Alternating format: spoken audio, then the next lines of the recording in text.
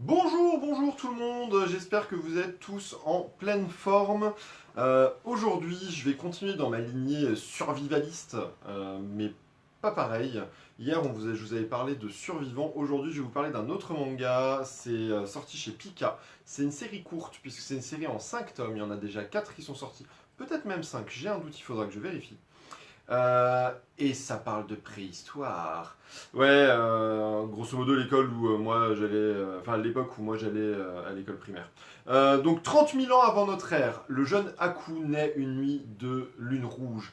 Donc le chaman explique déjà tout de suite à tout le monde que ah non non non les gamins qui naissent les nuits de lune rouge, ah non ils puent du cul, ils sont maudits, hein, ça craint, jetez-le dans un ravin et on l'oublie. Sauf que son père, lui, non, et c'est hors de question, il abandonnera pas son gosse, c'est son enfant unique. Il a eu visiblement beaucoup de mal à l'avoir, donc il aimerait bien ne pas perdre le seul qu'il a réussi à engendrer. Et il fait fi de cette décision, il fait fi de cet avertissement et il décide d'élever son fils comme n'importe quel enfant. Quelques années plus tard, alors que Aku a grandi, le village est attaqué par un Grash. Oui, ici un Grash. Vous savez pas ce que c'est? Non. Un... C'est gros, ça a des défenses, une tronc, genre un mammouth quoi. Et tout le monde est massacré, et Aku décide de pourchasser ce titanesque mammouth, le retrouver et lui faire sa fête pour venger toute sa famille. Alors c'est assez particulier comme univers parce que le dessin est super propre, le propos comme ça il est super sérieux, mais assez régulièrement il y a des espèces d'injections de n'importe quoi dans le manga, en particulier sur le nom des personnages qui sont tous plus débiles les uns que les autres. Il y a un bled qui s'appelle Luxure. Il y en a un autre qui s'appelle Tirambour. Mais avant, c'était Librambourg.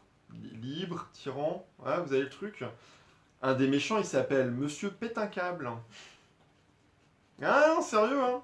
Donc c'est assez étrange, hein. Il y a ce côté, très limite dark fantasy avec, enfin dark fantasy limite sombre. On a un peu l'impression de voir un genre de berserk sans la magie à la prise. On a un dessin qui est super propre, un univers qui est parfois très très dur, qui est parfois plutôt réaliste. On vous parle de la chasse, on nous parle un petit peu de la cueillette, et tout d'un coup on tombe sur Dame, il y a du monde au balcon. True story, non, je déconne pas, hein. Au balcon, c'est son nom de famille, il y a du monde, c'est son prénom. Et du coup, c'est assez étrange, c'est mi-drôle, mi-très perturbant.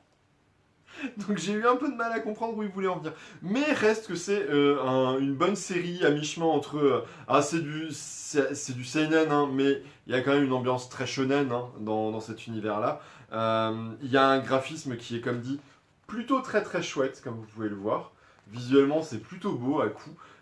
Et ce côté un peu barré fait penser à certains titres de chez Akata, entre autres, où on n'arrive pas toujours à savoir trop si on est en train de lire un truc sérieux ou un truc qu'il faudrait lire en étant ivre ou en ayant pris du LSD, ou qui a été écrit ivre ou en ayant pris du LSD, on ne sait pas.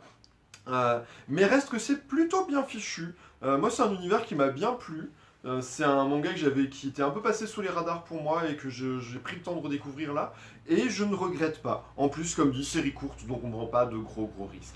Donc c'est une œuvre originale de Muneyuki Kanechiro, un dessin d'Akeji Fujimura. C'est chez Pika Édition et ça s'appelle Aku, le chasseur Mori. Voilà, et ben sinon moi je vous souhaite une très très bonne après-midi, je vous fais de gros bisous et je vous dis à bientôt, ciao ciao.